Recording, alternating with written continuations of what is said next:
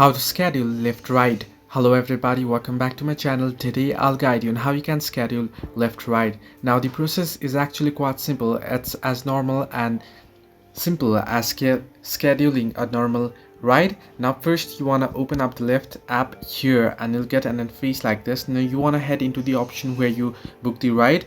In my case, I won't turn on my location. I'll just simply enter pickup location, and you can see here there is the option to type in start destination and the ending destination. Now I'll just search in for the start destination here. Now you can see I've entered in the pickup and the destination option here.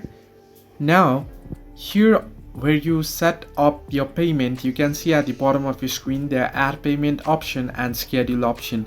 Now in order to schedule the ride, you want to simply tap on the schedule option, and here you'll be able to choose a pickup time. As you can see here on the screen, you can simply choose in your pickup time, and you can choose in your date here as well. And once you do so, you can see here you can read it, schedule a ride up to 30 days ahead. So you can book a ride for up to 30 days ahead only, and then cancel for free up to 1 hour before pickup.